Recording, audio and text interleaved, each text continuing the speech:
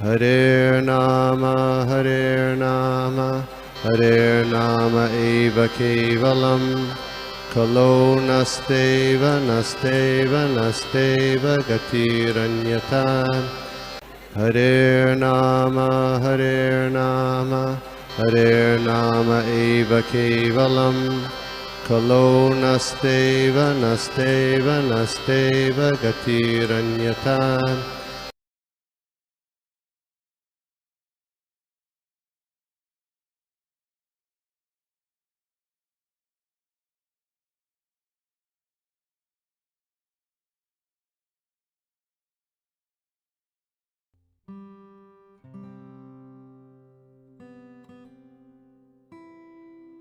बहुत बहुत धन्यवाद आप सभी भक्तों का, और आप सबके आशीर्वाद से कुछ कहने का भागवतम महापुराण अमल पुराण के बारे में जो चर्चा करने का हमको ये अवसर प्रदान हुआ है, उसके बारे में हम चर्चा करेंगे। आज हम लोग दूसरे स्कंद के 7वें अध्याय के श्लोक क्रमांक 31 में है। ये जो अध्याय का शीर्षक है विशिष्ट कार्यों के लिए निर्दिष्ट अवतार, और श्लोक क्रमांक है 31। नारायणं नमस्कृत्यं नरं चैव नरोत्तमं देवीं सरस्वतीं व्यासं ततो जयमुदीरयेत्। नष्टप्रायेषु अभद्रेषु नित्यं भागवत सेवया भगवती उत्तम श्लोके भक्तिर्भवति नैष्ठकी। ओम नमो भगवते वासुदेवाय।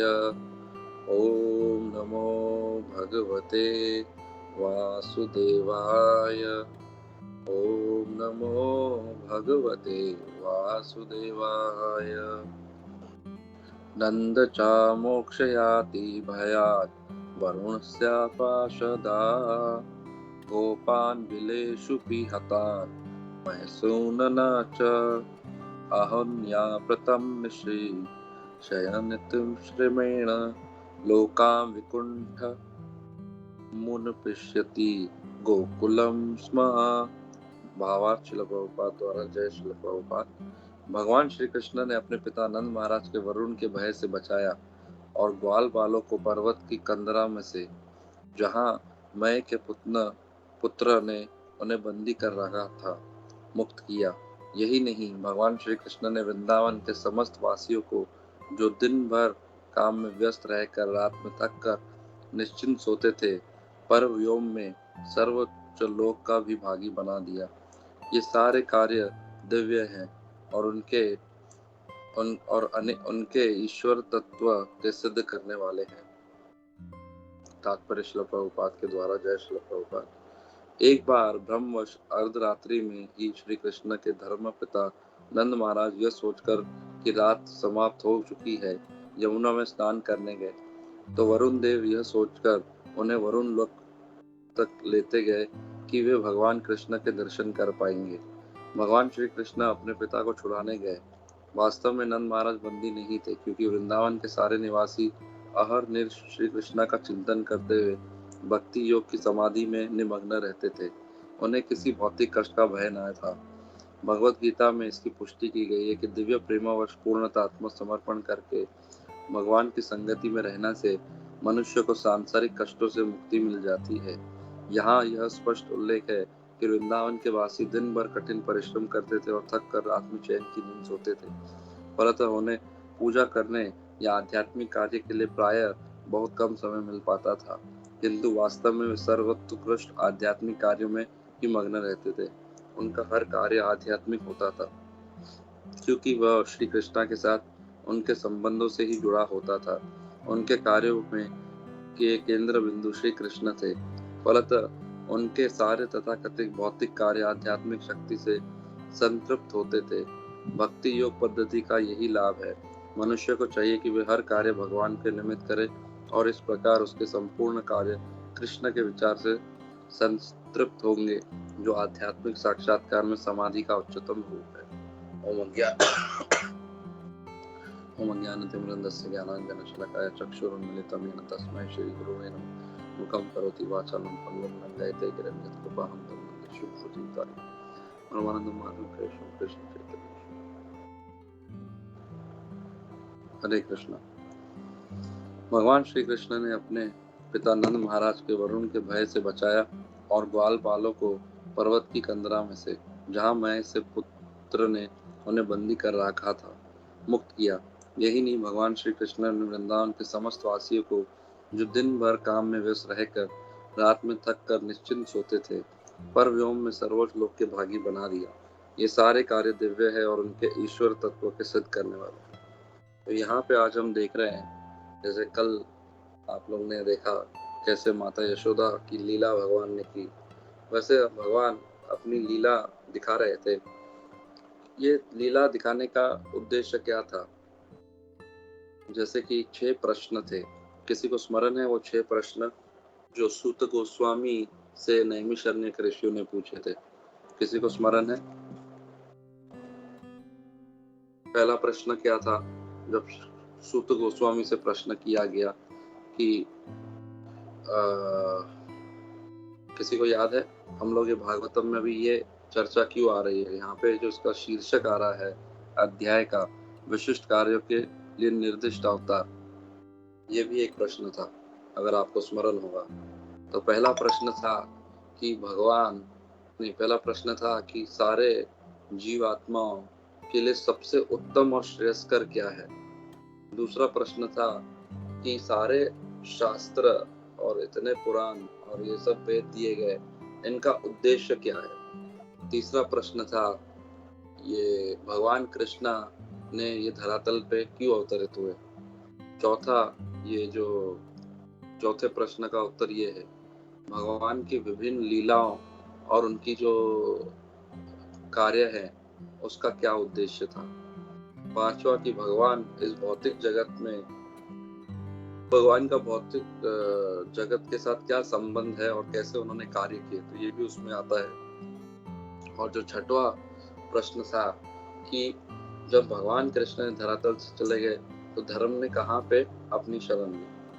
तो इन 6 जो मुख्य प्रमुख प्रश्न है, ये हमको हमेशा पता होना चाहिए, बेसिक्स, क्योंकि यही रीजन के कारण ये पूरा भागवतम बताया गया। और यहाँ पे अब इस अध्याय के इस श्लोक में भगवान के जो लीलाएं हैं, और वो लीलाओं को दिव्य कहा गया है। सबसे पहली बात यहाँ पे, तो दिव्य का अर्थ क्या है, कोई बताने का प्रयत्न करेगा? दिव्य का अर्थ कोई बता सकता है? दिव्य का अर्थ क्या है? अलौकिक। अलौकिक, एक्सीलेंट, परफेक्ट आंसर। अलौकिक, जो इस लोक से नहीं समझ सकते हैं। और हम लोग जो बद्ध जी, हम लोग मतलब मैं मेरी बात कर रहा हूँ, आप लोग की नहीं। जब जब हम आएगा वो सब मेरे लिए ही, आप लोग के लिए नहीं है वो। तो ऐसे ही मंशा होती है कि जैसे कि हम लोग बद्ध जी जो हैं, वो बद्ध जी कैसे सोचते हैं कि ये जो लॉजिक जिसको हम न्याय के हिसाब से समझने का प्रयत्न करते हैं, यार इतना छोटा बालक ये कैसे कर सकता है ये कार्य। जैसे कि उन्होंने वरुण लोक तक चले गए, अभी भगवान छोटे ही थे और वरुण लोक तक कैसे पहुंच गए। तो अगर हम किसी व्यक्ति को कहेंगे तो उसको लगेगा कि यार ये तो ऐसे ही बोल रहा है, इसको इतना समझ में नहीं आता है। कोई जा सकता है क्या इतना दूर तक, वरुण लोक तक? यहाँ से हमको अगर अमेरिका जाना है तो उसके लिए भी हमको विमान चाहिए, और भगवान ऐसे ही चले गए। भगवान कृष्ण की बात करें, कृष्ण ऐसे ही चले गए। तो इस प्रकार से लौकिक दृष्टिकोण से भगवान को आंकने का प्रयत्न करते हैं, भगवान को समझने का प्रयत्न करते हैं। और यही सबसे बड़ी मूर्खता है। और जो साइंटिस्ट, वैज्ञानिक है, वो इस प्रकार से सब कुछ प्रयत्न कर रहे हैं किस प्रकार से भगवान को समझे या भगवान की लीलाओं को समझे। परंतु यहाँ पे देखिए, बहुत महत्वपूर्ण बात बताई गई है कि जो वृंदावन वासी थे, जो व्रजवासी थे, वो निश्चिंत होके, वो सदैव भय रहित होके। अभी भय क्यों होता है, ये सबसे बहुत इम्पोर्टेंट है। अभी रात को भी जब हम सोते हैं, अब मतलब मेरी बात ही कर रहा हूँ, तो जब सोते हैं तो क्या हम निश्चिंत रूप से सो रहे हैं? जी नहीं। अगर नहीं सो रहे हैं तो उसका क्या कारण है? भय। अगर आप देखेंगे एक पक्षी, उसको भी भय है, जब वो पानी पीता है तो यहाँ वहाँ 5 बार देखता है। हम तो भी उनसे क्षमा चाहता हूँ, मेरा गला थोड़ा खराब है। तो हम ये देख सकते हैं कि जब हम पानी पीते तो हमको इधर उधर मुड़ के नहीं देखना पड़ता है, लेकिन हमको दूसरे भय अलग है।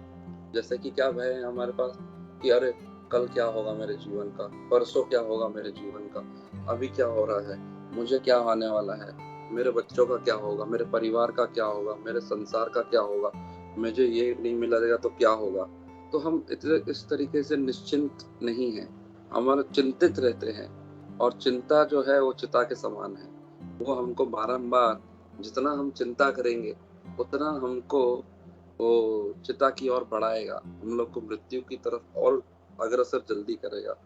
तो यहाँ पे जैसे कि अगर एक सरकारी व्यक्ति है और वो सरकारी व्यक्ति को कोई गांव में जाके या कोई जैसे कि ईडी बोलो, एनफोर्समेंट डिपार्टमेंट, वो उसको किसी के ऊपर रेड डालनी है, बोले वो कितना भी बड़ा व्यक्ति हो, वो चला जाएगा उसके पास बेझिझक, वो डरेगा नहीं, क्योंकि उसको पता है कि मेरे पीछे किसका हाथ है, सरकार का हाथ है, मेरा वो बाल भी बांका नहीं कर सकता है। वैसे ही जो ब्रजवासी थे उनको वो डरने का कोई, ये जो वो निर्भय थे, उन लोग को डरने की जरूरत नहीं थी। वो सदैव यहाँ पे तात्पर्य में श्रील प्रभुपाद बता रहे हैं कि जो धर्मपिता नंद महाराज जी थे वो भगवान श्री कृष्ण के अपने पिता को छुड़ाने गए। वास्तव में नंद महाराज बंदी नहीं थे, क्योंकि वृंदावन के सारे निवासी अहरनिश श्री कृष्ण का चिंतन करते हुए भक्ति योग की समाधि में निमग्न रहते हैं। उन्हें किसी भी भौतिक कष्ट का भय नहीं था। देखिए यहाँ पे ये बहुत इंपॉर्टेंट है, भौतिक कष्ट का भय नहीं था। इसका क्या कारण था? क्योंकि उनका परिपक्वता के साथ, पूर्ण निष्ठा के साथ भगवान के ऊपर उनकी शरणागति थी। इसीलिए भगवत गीता के आखिरी श्लोक में, कुछ आखिरी 3-4 श्लोक से पूर्व भगवान अर्जुन से कहते हैं क्या, सर्वधर्मान् परित्यज्य माम एकम शरणं व्रज अहम त्वं सर्व पापेभ्यो मोक्ष्यामि मा शुचा। तो यहाँ पे आप देख सकते हैं मोक्ष्यामि मा शुचा, मा शुचा का अर्थ है डरो मत। लास्ट में सबसे इम्पोर्टेंट बात बताइए, डरो। हम लोग भय, दिन उठते ही हमारा भय रहता है, आज क्या होगा मेरे लिए, कल क्या होगा। तो ऐसे ही मैं सोच रहा था परसों कि जो शुद्ध भक्त होते हैं वो ये नहीं सोचते कि मुझे आज खाने के लिए मिलेगा नहीं मिलेगा, मुझे सोने के लिए मिलेगा नहीं मिलेगा। वो यही सोचते हैं उठ के कि क्या आज मुझे भगवान कृष्ण की सेवा मिलेगी या नहीं मिलेगी, क्या आज जैसे कि कल भी आप लोग ने देखा, वो दामोदर लीला में सुना रहेगा आपने, बहुत बार, कई बार सुना रहेगा कि वो दूध भी सोचता है कि मैं आज भगवान की सेवा नहीं कर पाऊंगा, और उबल के वो अपनी आत्महत्या कर लेता है। वैसे ही हम लोग की चेतना, मतलब मेरी चेतना कब ऐसे होगी भगवान के लिए निरंतर, कब हम बोलेंगे जगन्नाथ हम आपकी सेवा में लगना चाहेंगे, कब हम पूर्ण रूप से, अभी भी हम सेवा कर रहे हैं, ऐसा नहीं कर रहे हैं, हम लोग 16 माला जप कर रहे हैं, हम लोग भगवान का नाम स्मरण कर रहे हैं, लीला को सुन रहे हैं, एवरीडे नित्यम भागवत सेवा में आ रहे हैं, परंतु क्या मेरी प्रगति हो रही है या नहीं हो रही है? क्या मैं भय रहित हो रहा हूँ? अभी भय रहित जब तक मैं नहीं होऊंगा, जैसे श्रील प्रभुपाद थे वो निर्भय थे। आप सोचिए ऐसी जगह पे जाना जहाँ पे कुछ पता नहीं है, मुझे राइट जाना है लेफ्ट जाना। अमेरिका में गए 1965 में अमेरिका गए, 69 वर्ष की उम्र में, उनको ये भी नहीं पता है उनको दाएं जाना है बाएं जाना है, और वो वहां पे चले गए। आप सोचिए कैसे श्रील प्रभुपाद ने, वो निर्भय, वो एक प्रभुपाद ने एक गीत भी लिखा था उसमें, भजहु रे मन श्री नंद नंदन अभय चरणर विंद रे। उन्होंने क्या बोला, भजहु रे मन श्री नंद नंदन, भजहु रे मन श्री नंद नंदन अभय चरणर विंद रे। जो भगवान के चरणर विंद को समर्पित हो जाते हैं वो अभय हो जाते हैं, वो भय से रहित हो जाते हैं। भौतिक चिंता उनको नहीं रहती है, मेरे को क्या होने वाला है, मेरे परिवार का क्या होने वाला है, मेरा इसका क्या होने वाला, मेरा उसका, वो भविष्य काल में नहीं रहते हैं। क्योंकि वो लोग की जो अवस्था रहती है वो कौन सी अवस्था रहती है, ब्रह्मभूत प्रसन्न आत्मा, ना सोचती ना कांक्षती। वो ब्रह्मभूत स्तर पे होते हैं। ब्रह्मभूत का स्तर क्या होता है? ब्रह्मभूत प्रसन्न आत्मा सदैव प्रसन्न रहती है। आप देखिए कितने हमारे जो शुद्ध भक्त होते हैं वो सदैव प्रसन्न रहते हैं। ना सोचती ना कांक्षती। ना सोचती का अर्थ है वो भविष्य के बारे में ना सोचती है कि क्या होगा, क्या कैसे होगा, जो कृष्ण की इच्छा होगी। इसमें मैं उद्धव कृष्ण प्रभु को बहुत अच्छे से उनकी जो समर्पण जो है मुझे बहुत अच्छा लगा। जब एक बार उन्होंने कहा था, एक हमारी यात्रा जाती है तो उन्होंने लिखा था कि उसी समय प्रभु जी का कुछ कष्ट थे तो उन्होंने यात्रा के लिए हाँ लिख दिया। उन्होंने प्रभु जी आपने हाँ लिख दिया है पर आप कब जाएंगे, कैसे जाएंगे? तो बोला नहीं, मैं तो एकदम पॉजिटिव हूँ, मैं सही तरीके से सोच रहा हूँ और बाकी भगवान की इच्छा होगी, जो होगी उस समय हो जाएगी। तो मुझे वो बात इतनी दिल पे लगी प्रभु जी की, इतनी अच्छी, मतलब इतना भगवान के ऊपर उनका विश्वास परिपक्वता के साथ है। ऐसा ही विश्वास हमको लेके आना है भगवान के प्रति, और वही मनुष्य जीवन की वास्तविक सफलता है। तभी हम वास्तविक समाधि में रह सकते हैं, तभी हम अभय रहित हो सकते हैं।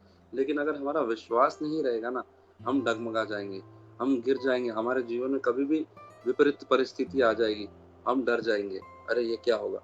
आज तक भगवान ने वो जो कीड़ा है, कीट है, अगर आप रास्ते पे जाएंगे एक पत्थर उठाइए, उसके नीचे कितने छोटे छोटे कीट रहते हैं, उनको भी भगवान खाना प्रदान करते हैं। प्रभुपाद उदाहरण देते हैं वेस्ट अफ्रीका में अगर आप जाइए, इतने वनों में बड़े बड़े हाथी 1000 टन खाना खाते हैं। कौन प्रोवाइड करता है? क्या वो दिन रात गधे के जैसे काम कर रहे? नहीं, वो निश्चिंत रूप से खा रहे। एक कुत्ते को भी खाना मिल रहा है, वो बिल्ली को भी मिल रहा है, बंदरों को भी मिलता है, हर जीव आत्मा को खाने के लिए मिल रहा है।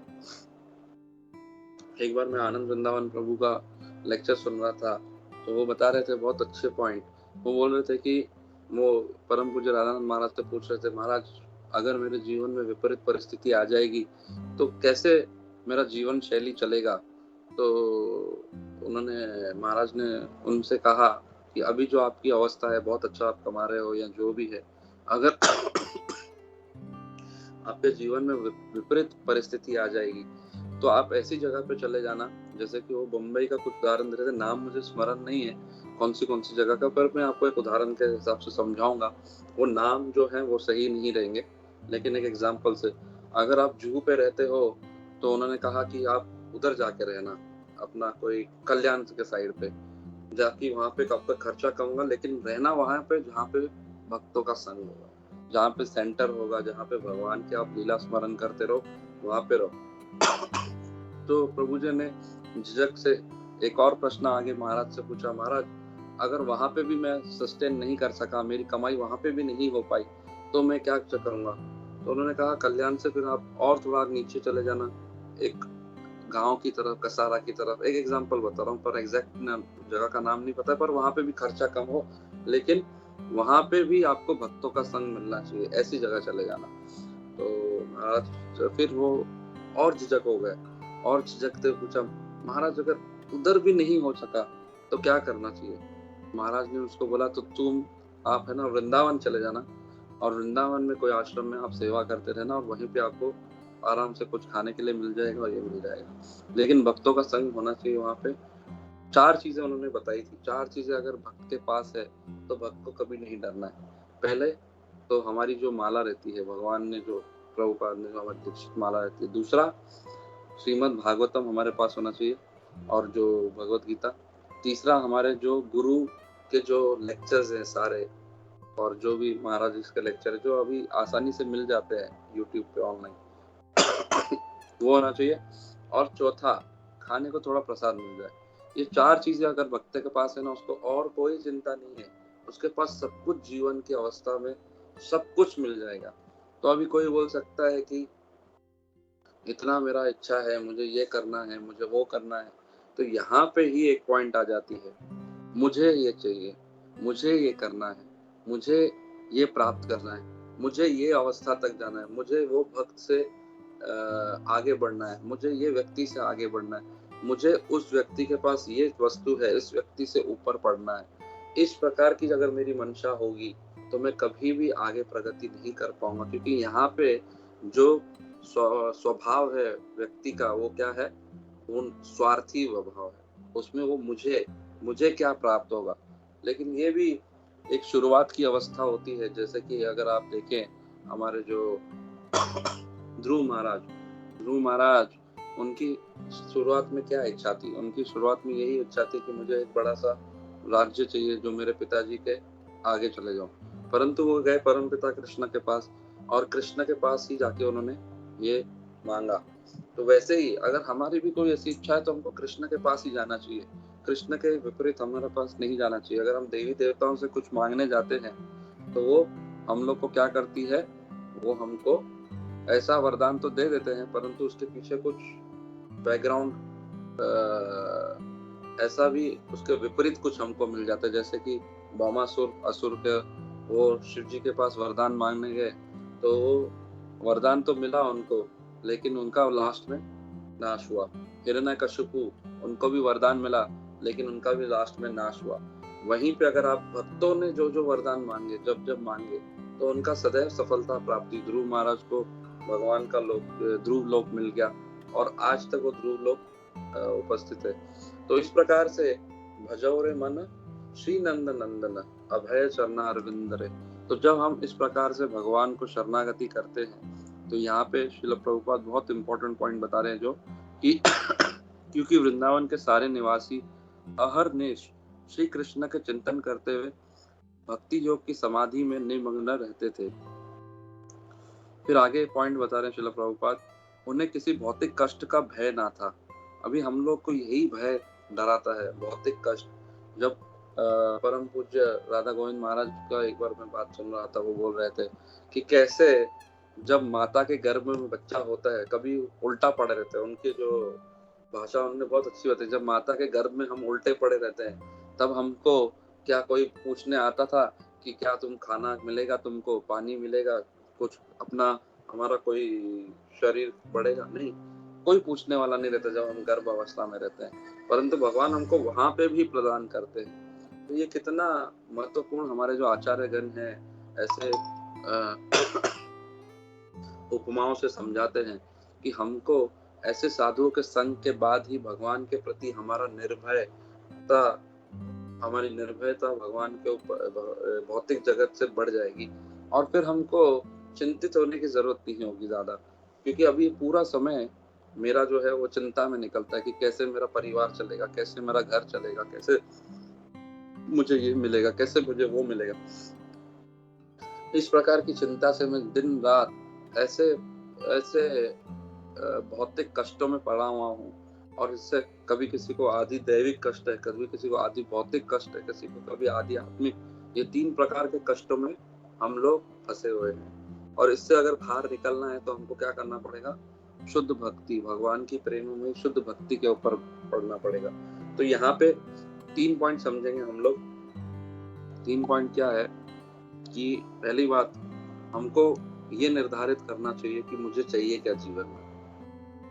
जब तक मुझे ये नहीं पता चलेगा मेरे जीवन में मुझे क्या चाहिए, उसके लिए मैं तब तक कार्य नहीं कर पाऊंगा।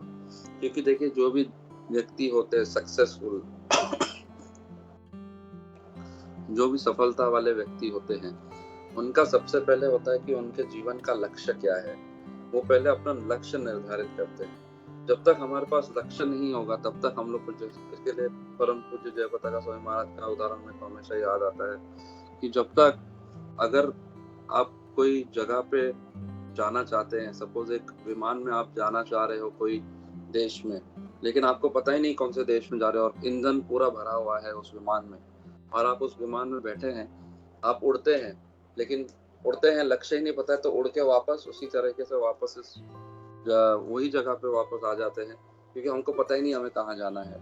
वैसे ही मनुष्य योनि हमको मिली है, उसमें हमको ये निर्धारित करना है कि मुझे जाना कहाँ है। जब तक मुझे लक्ष्य नहीं पता रहेगा तो हम 84 लाख में घूमते रहेंगे। पुनर्पि जन्नम पुनर्पि मरणम पुनर्पि जननी, बारंबार हमारा जन्म होगा, बारंबार मृत्यु होगी और बारंबार हम गर्भ में आते रहेंगे। तो अगर हमको समाधि में जाना है तो पहले हमको लक्ष्य जानना होगा। तो इसीलिए साधु हमारे जीवन में आते, श्रील प्रभुपाद जैसे हमारे जैसे जो भगवान के जो दिव्य लीलाओं के बारे में हमको बताते हैं। और जितना हम भगवान के दिव्य लीलाओं को सुनेंगे उतना हम भगवान के प्रति समर्पित होंगे।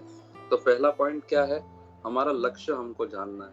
जब तक हमको लक्ष्य नहीं पता होगा तब तक हम ये मनुष्य जीवन में ऐसे चिंतित रहते रहेंगे, हम लोग व्यतीत रहते रहेंगे, हम लोग कष्ट में रहेंगे।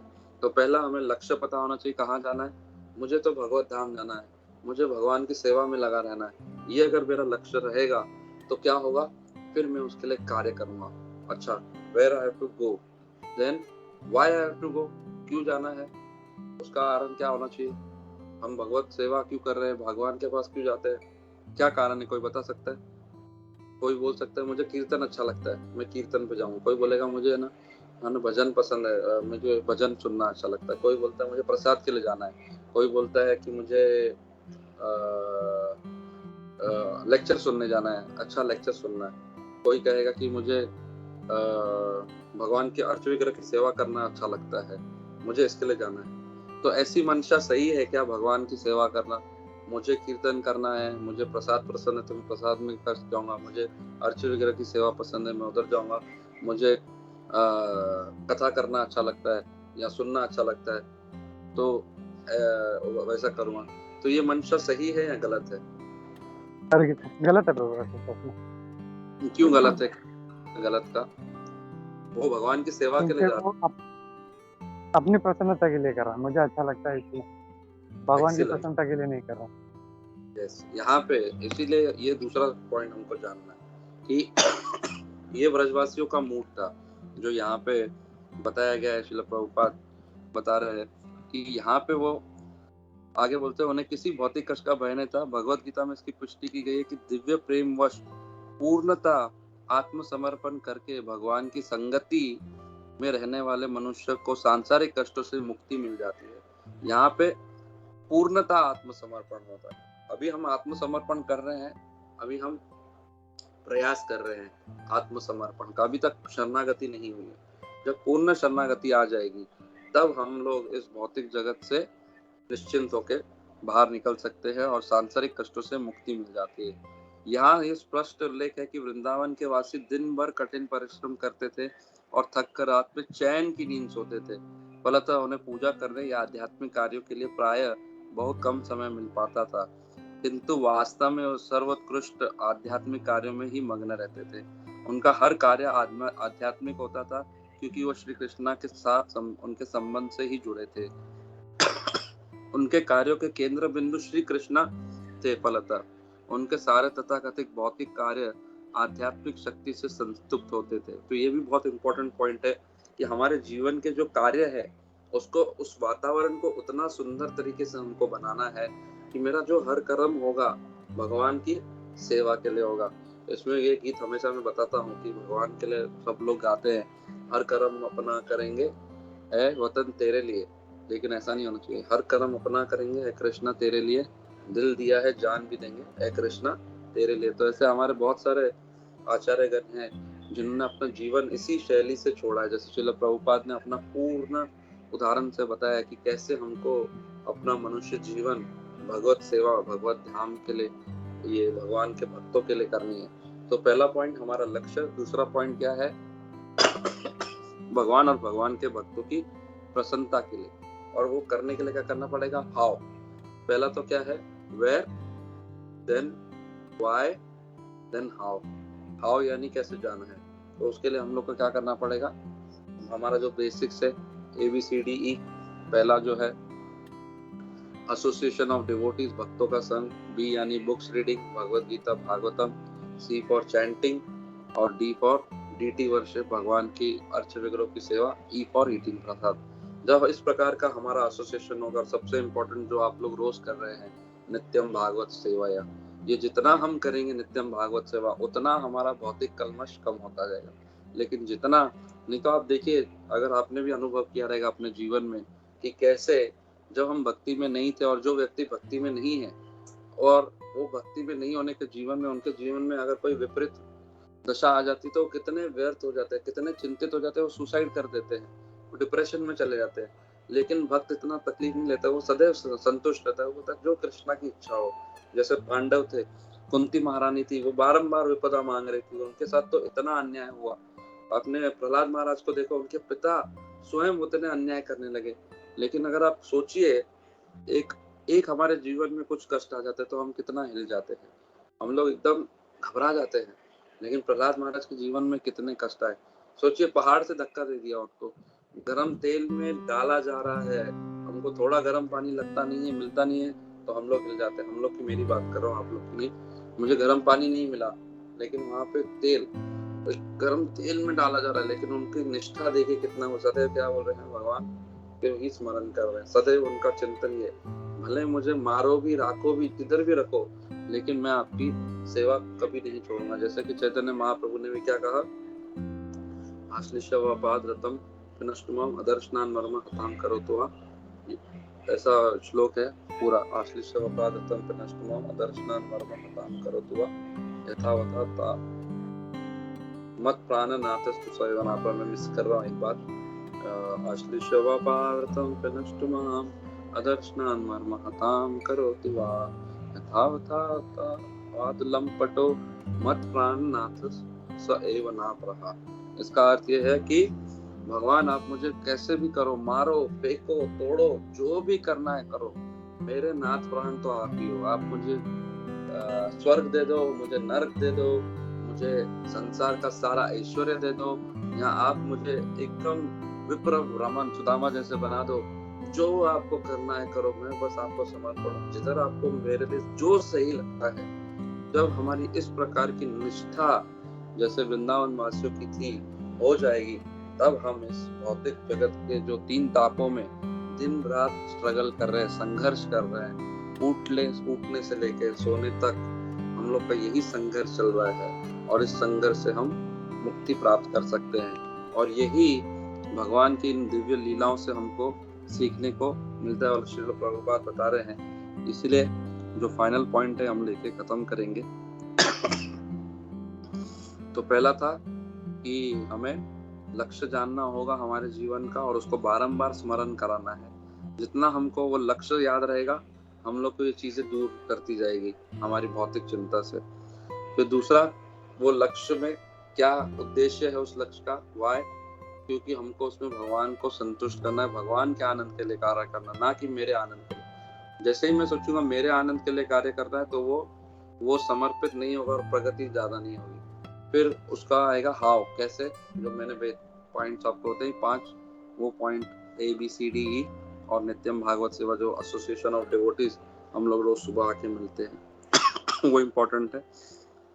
और फिर आगे क्या बोलते हैं, उनके कार्य के केंद्र बिंदु श्री कृष्ण थे, फलतः उनके सारे तथाकथित भौतिक कार्य आध्यात्मिक शक्ति से संतृप्त होते थे। तो ये जो भी हमारे भौतिक कार्य है वो आध्यात्मिक हो जाएंगे। श्रील प्रभुपाद उदाहरण देते हैं, जैसे कि हम लोग खाना खाते हैं, भगवान को भोग लगा के खाइए, वो भौतिक कार्य है, लेकिन देखा जाएगा जब भोग लग जाता है वो दिव्य हो जाता है, प्रसाद हो जाता है। अभी जैसे आप अपने मोबाइल उपकरण यूज कर रहे हैं, या कोई उपकरण, मोबाइल, कंप्यूटर, लैपटॉप या आईपैड, जो भी आप यूज कर रहे हैं, अभी वो भी आध्यात्मिक हो गया है, तो भौतिक उपकरण, क्योंकि लेकिन आपने भगवान की सेवा में इसको लगाया, तो ये आध्यात्मिक हो गया। आप अपने जीवन में अपने बच्चों के लिए कार्य कर रहे हैं, और जब बच्चों को आप देखते हैं कि वो भगवान के अंश है, मैं उनकी सेवा कर रहा हूँ भगवान के अंश को देखकर, तब वो आध्यात्मिक कार्य हो जाएगा। लेकिन अगर एक भौतिक जगत समझ के मैं ही उसका कर्ता धरता हूँ, मैं ही नियंत्रित करने वाला हूँ मेरे परिवार का, तो वो भौतिक कार्य हो जाएगा। लेकिन जब हम देखेंगे कि ये परिवार मुझे मिला है, भगवान ने मुझे इनकी कर्तव्य रिस्पॉन्सिबिलिटी दी है, और ये मेरा उत्तरदायित्व तो बनता है कि मैं उनकी सेवा करूं, इस उद्देश्य से अगर हम भगवान की और परिवार वालों की या भक्तों की सेवा करते हैं, तो वो भी कार्य आध्यात्मिक हो जाता है। तो इस प्रकार से वेयर, व्हाई एंड हाउ हम लोग को समझना है। फिर लास्ट में पॉइंट बोलते प्रभुपाद, भक्ति योग पद्धति का यही लाभ है, मनुष्य को चाहिए कि हर कार्य भगवान के निमित्त करे, और इस प्रकार उसको संपूर्ण कार्य कृष्ण के विचार से संतुष्ट होंगे, जो आध्यात्मिक साक्षात्कार में समाधि का उच्चतम रूप है। हरे कृष्ण। श्रील प्रभुपाद की जय, श्रीमद् भागवतम की जय, आप सभी भक्तगणों की जय। क्षमा चाहता हूँ, मेरे गले खराब करने होने के कारण मैं बराबर से बात नहीं कर पाया, और दूसरा जो भी त्रुटि हुई है उसका श्रेय मुझे ही जाता है। और जो भी कुछ आपको अच्छा लगा सब मेरे शिक्षा गुरु और आचार्यगण को जाता है, क्योंकि उनसे ही जो सीखा है वही मैंने एज इट इज रिपीट किया। हरे कृष्ण। हरे कृष्णा प्रभु। थैंक यू प्रभु। सबसे हरे पहले तो धन्यवाद कि तबीयत खराब होते हुए भी, गला खराब होते हुए भी यूट्यूब भी सेवा, तो थैंक यू। और बहुत अच्छे अच्छे पॉइंट जोड़े प्रभु आपने, जैसे पूरा इसको समराइज कर दिया कि कैसे करना है, वेयर, हाउ, सब पूरा मतलब पूरा उसमें पूरा इंक्लूड कर लिया। उसके बाद में जो आनंद विधान प्रभु जी का जो अपने गुरु महाराज परम पूज्य राधानंद महाराज जी के साथ जो प्रश्न उत्तर था वो भी बहुत अच्छा था। और उसमें भी जो उनका जो फाइनल आंसर था महाराज जी का कि 4 चीज अपने जीवन में बहुत जरूरी, वो अपने पास होता तो हम लोग अपना जीवन आराम से व्यापन कर सकते हैं। एक जो आपने कहा था माला, जो महाराज जी कहते हैं। दूसरा जो है हमारे ग्रंथ, जैसे भगवद गीता है, भागवतम है। तीसरा है अपने गुरु की जो सेक्शंस है, की वाणी है, उनके लेक्चर्स हैं, वो होना जरूरी है। और चौथा जो है प्रसाद। प्रसाद। थोड़ा सा ये 4 चीजें प्रसाद है तो हम लोग आराम से, हम लोग कहीं पे भी हम लोग जीवन यापन कर सकते हैं, ज्यादा टेंशन लेने का जरूरत नहीं है। तो भक्ति तो वैसे ही टेंशन नहीं लेते, तो महाराज जी का ये इंस्ट्रक्शन हम लोग को बहुत ही दिल पे लेना चाहिए हम लोगों को। Hare Krishna. Thank you Prabhu. So much. किसी और Hare Krishna Prabhu. Krishna Dharma Mata ji. Thank you so much Prabhu. आपकी हेल्थ ठीक नहीं थी फिर भी आपने क्लास दिया, लेकिन कभी ऐसा होता है तो प्रभु आप एक दिन पहले बोल सकते हो, नो प्रॉब्लम।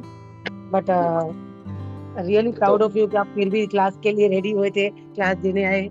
एंड आपने जो समरी किया बहुत अच्छा लगा, एंड सब पॉइंट्स अच्छे थे। लेकिन एक जो इम्पोर्टेंट पॉइंट मुझे लगा कि हमें हमारी इच्छा कैसे नहीं कि मुझे ये पसंद है इस वजह से मुझे ये पसंद है, हमें वही देखना चाहिए कि हम कृष्णा को क्या पसंद है।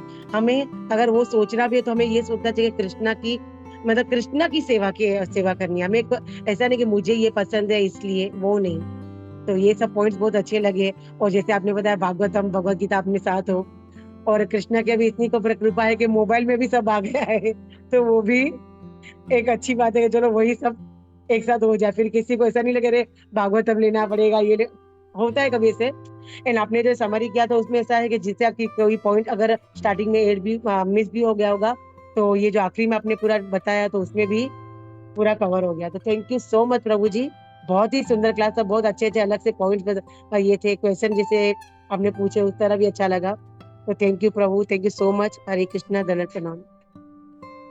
Hi Krishna, प्रभु दंडवत प्रणाम। Prabhu I just wanted to say कि आपकी क्लास बहुत सुंदर थी, एंड एक पॉइंट जो आपने बोला that really stuck with me was ना शोचती ना कांक्षती, कि अगर हम फ्यूचर में जीने लगते हैं, we keep thinking about the future, तो हम सोच सोच के we drive ourselves crazy. And अगर हम पास्ट में रहते हैं तो भी वी ड्राइव आवरसेल्व्स क्रेजी, क्योंकि हम इतना लैमेंट करते हैं। तो आजकल के जनरेशन में बहुत बोलते हैं कि माइंडफुल रहो, stay in the present, but how to stay in the present, that Bhagavad Gita gives us the knowledge कि जो डिवोटी होता है वो हमेशा प्लेजेंट कैसे रहता है, because he is always thinking about serving Krishna in the present. तो thank you so much for that point Prabhu. Hare Krishna, दंडवत प्रणाम। मतलब प्रभुपाद के लेक्चर में बार बार बताते हैं प्रभुपाद, अगर आप प्रभुपाद को सुनेंगे तो it is so important. Prabhupada is always emphasising this कि be in the present, which you rightly said कि how now the generation is so much in stress and anxiety of future, they even don't know what to be done. So that is the reason we need right association. The moment we have the right association we can go ahead.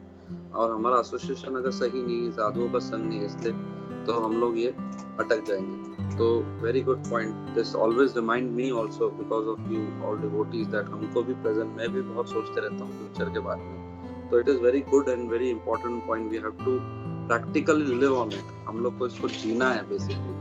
ये जीने के लिए हमको ये प्रयत्न करना, और ये भक्तों के संग से ही पॉसिबल है, नहीं तो ये इम्पॉसिबल होगा। Thank you for adding that point. जी पावन प्रभु को कुछ कहना प्रभु। हरे कृष्णा प्रभु जी, दंडवत प्रणाम। साधु साधु प्रभु जी, आपने बहुत सुंदर तरीके से ये इस श्लोक के माध्यम से हमें ये इतना अच्छा श्रीमद् भागवतम का जो ये श्लोक है और इसमें ये नंद महाराज जी का ये वर्णन आ रहा है और इसमें जो ब्रजवासी उनका भाव है वो इतना अच्छा आपने समझाया है प्रभु जी। पहले तो ये 6 प्रश्न के बारे में बता के और फिर जैसे एक एक करके आपने सब डिटेलिंग में महाराज जी का रेफरेंस लेके बताया और बहुत अच्छा लास्ट में भी आपने सब पॉइंट्स बताए ये वेयर वाई और हाउ। प्रभु जी इतने अच्छे आपने समरी वाइज पॉइंट करके बताया तो ये स्मरण में रह जाता है प्रभु जी। धन्यवाद साधु साधु प्रभु जी आपको। प्रभु जी एक हिज ग्रेस गोपीनाथ प्रभु जी ने भी रिपीट किया प्रभु जी, लेकिन प्रभु जी आप थोड़ा सा वापस एक बार वो जो आनंद वृंदावन प्रभु जी का जो परम पूज्य राधानाथ स्वामी महाराज जी के साथ जो संवाद है वो यहाँ पे भी वो बोले थे पहले कि जैसे आप यहाँ पे अगर स्थित नहीं हो पा रहे तो इससे और आगे जाइए, वहां पे नहीं हो पाते तो और आगे जाइए और फिर वहां पे भी नहीं हो पाते तो वृंदावन जाइए। तो प्रभु जी भी यहाँ पे बहुत ही ऐसे बहुत बार मतलब उनका जब भी प्रवचन होता है तो उनका भी यही ध्येय होता है कि मतलब हमें भगवान की जो भक्ति करते हैं वो उसमें प्राथमिकता रखनी चाहिए। तो प्रभु जी इसमें आपने जो लास्ट में 4 पॉइंट जो बताए थे महाराज जी ने उनको कि हमें इतना तो मिलना चाहिए, जो गोपीनाथ प्रभु जी ने भी बताया था, तो प्रभु जी उसको प्लीज रिपीट करेंगे प्रभु जी। हरे कृष्णा, दंडवत प्रणाम आपको और सभी भक्तों को। पहला उन्होंने बोला कि हमारे पास एक जो भक्त होता है उसके पास सबसे पहले अपनी माला होनी चाहिए, कहीं पे भी वो अपनी माला सदैव हमेशा साथ में रहे। माला का अर्थ मतलब सदैव कृष्ण का नाम लेता रहे। दूसरा उन्होंने कहा ग्रंथ होने चाहिए हमारे, भागवतम या भगवत गीता हमारे पास होना चाहिए, जो जैसे कि रसप्रिया माता जी ने बताया कि कैसे वो हमारे मोबाइल उपकरण में अभी ये है। और तीसरा उन्होंने कहा कि जो लेक्चर्स हैं हमारे गुरु महाराज के और जो वरिष्ठ वैष्णव हैं उनका डेटाबेस होना चाहिए। तो अभी इस्कॉन डिजायर ट्री पे अभी ये सब उपलब्ध है हमारे पास। और चौथा जो है थोड़ा सा प्रसाद अगर भक्त को मिल जाएगा कहीं पे भी रहने के लिए, ही विल बी सेटिस्फाइड। तो ये 4 चीज अगर भक्त के पास है तो ही विल बी निश्चिंत। और ये 4 चीजों के लिए इतना मेहनत करने का जरूरत नहीं है। ये 4 चीज जब हम भगवान की सेवा में लग जाते हैं तो मिल ही जाएगा। एक बार मैं इसी बारे में एक भक्त से चर्चा कर रहा था, अभी वो यूएस के बहुत बड़े माइक्रोसॉफ्ट कंपनी के सीईओ थे। तो उन्होंने एक बार गौरांग प्रभु ने उनको कहा अभी आप इंडिया चले जाओ। इतने अच्छे स्तर तक पहुंचने के बाद उनको गौरांग प्रभु ने बोला you can go now to India and settle. तो जो वो भक्त आए इंडिया में और वो भक्त इंडिया में सेटल भी हो गए, उनको भारत रत्न अवार्ड भी मिला ये भक्त को। अब भारत रत्न मिलने के बाद अभी वो भक्त वापस यूएस में चले गए, क्योंकि अभी भी उनको कृष्णा की सेवा के लिए गौरांग प्रभु ने बोला कि अभी आप वापस अमेरिका चले जाओ, अभी अमेरिका में काम करो, क्योंकि अमेरिका में ये प्रोजेक्ट है, ये कंप्लीट करना है। तो मैं वो भक्त से एक बार पूछ रहा था कि प्रभु जी मुझे बहुत एंजाइटी हो रही है, क्या करना चाहिए? बोला क्यों चिंता कर रहा है यार, तेरे पास कुछ प्रॉब्लम जिंदगी में आएगा भी तो मंदिर है ना अपने पास, मंदिर में आ जाना, मंदिर में तेरे को 2 वक्त की रोटी मिल जाएगी, डरने की क्या बात है इसमें, बिंदास आ जाना। तो ऐसा उसका कन्विक्शन था। तो ये पॉइंट बहुत अच्छी लगी मेरे को डिवोटी की। तो इसलिए कभी भी हमारे जीवन में ऐसे विपरीत प्रॉब्लम आएंगे तो डरना नहीं है हमें भगवान की कृपा से। जैसे उन्होंने देखिए माइक्रोसॉफ्ट के एकदम हायर पोजीशन पे पहुंचने के बाद जो लोगों का इतना बड़ा सपना होता है, 1 सेकंड में उन्होंने उनकी बात सुनी और with in 1 year span time he wind up and वहां से वो इंडिया में आके भगवान की सेवा करने लगे। फिर वापस उनके जीवन में बहुत कष्ट आए परंतु वो डगमगाए नहीं, कुछ नहीं किया और फिर वापस अभी वो अमेरिका चले गए। मतलब कहने का तात्पर्य ये है जैसे जैसे हमको भगवान अपने जीवन में चलाना चाहते हैं हमको समर्पित हो जाना चाहिए। हरे कृष्ण। थैंक यू प्रभु, बहुत अच्छा आपने ये ऐड किया था। यहाँ पे ये जो 4 चीजें हैं तो मैं जस्ट इसका अपना जो रिफ्लेक्शन है वो ऐड करना चाहता हूँ कि जैसे जो 4 चीजें हमारे पास होनी चाहिए तो इट डजंट मीन कि फिजिकली होनी चाहिए। जैसे खाली माला है तो माला को उसको अच्छे से पेंटिंग में बैग में डाल के रख दिया, उसको भागवतम है तो भागवतम को अच्छे से टॉपिक बना के रख दिया। या गुरु महाराज के लेक्चर है तो बहुत सारे बोलते हैं कि हमारे पास बहुत सारे लेक्चर है, लेकिन सुनते हैं कि नहीं। तो जैसे प्रसाद होता है, प्रसाद जब आता है तो हम लोग क्या करते हैं, पहले उनके ऊपर झपटते हैं कि हम लोग पहले प्रसाद तो वैसे ही ये जो चीज़ें हैं, माला है, कि कैसे मैं माला करूँ, वो एक एंग्जाइटी होना चाहिए, अरे मुझे माला करना है, मुझे माला करना है। और वैसे ही जो गुरु महाराज के लेक्चर्स हैं अपने, गुरु की वाणी है, वो सुनने के लिए हम लोग को उत्सुक रहना चाहिए। और जो ग्रंथ हैं, जैसे श्रीमद् भागवतम है, भगवत गीता है, कि कितना सुनूं मैं, कैसे सुनाऊं, बस ये एक एंग्जाइटी होना चाहिए हम लोगों को। जैसे प्रसाद के लिए जो हमारा अट्रैक्शन है, इन्हीं चीज़ों के लिए भी रहे, तो फिर हमारा जो स्पिरिचुअल लाइफ है, that is going to be निश्चिंतपूर्ण, जैसा कहा गया। I just wanted to add that. Hare Krishna.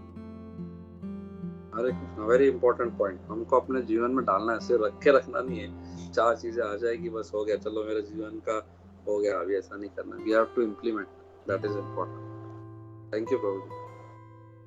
So thank you very much, Sri Govindanand Prabhu ji, and thank you for taking this seva even though you are not well, गला खराब है, so we could make out that. So thank you for taking this seva, और बहुत अच्छे points आपने जोड़े, अब मुझे तो ऐसे ही आते रहेंगे। थैंक यू, आपकी सेवा में उपस्थित हरे रहेंगे। हरे कृष्णा। हरे कृष्ण।